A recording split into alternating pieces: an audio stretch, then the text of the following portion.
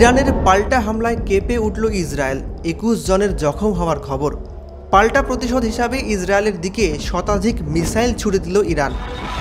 গভীর রাতেই ইরানের জনগণের বিজয় উদযাপনের ছবিটা তুলে ধরল ইরানি মিডিয়া। শুক্রবার রাতে ইরানের পাল্টা হামলার পরই ইসরায়েল জুড়ে সাইরেন বাজানোর সঙ্গে সঙ্গেই তেল আবিব এবং জেরুজালেমে বিস্ফোরণের শব্দ শোনা যায়। ইসরায়েলের অন্তত একটি জায়গায় বড়সড় হামলা হয়েছে বলে খবর এবং এতে ২১ জন জখম হয়েছে বলে প্রাথমিক সূত্রের খবর। ইসরায়েলের তরফে অপারেশন রাইজিং লায়ন নামের অভিযান শুরুর কথা ঘোষণা করেছিলেন প্রধানমন্ত্রী নেতানিয়াহু।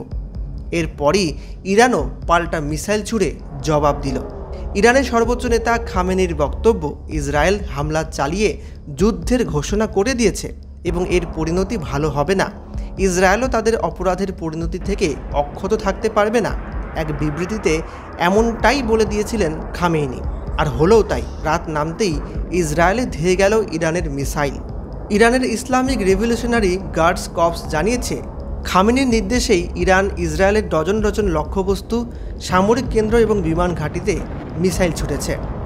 ইরানের রাষ্ট্রীয় সংবাদ সংস্থা IRNA জানিয়েছে, শুক্রবার রাতে ইসরায়েলের 3টি পৃথক হামলা চালানো হয়, শত শত মিসাইল নিক্ষেপ করা হয়।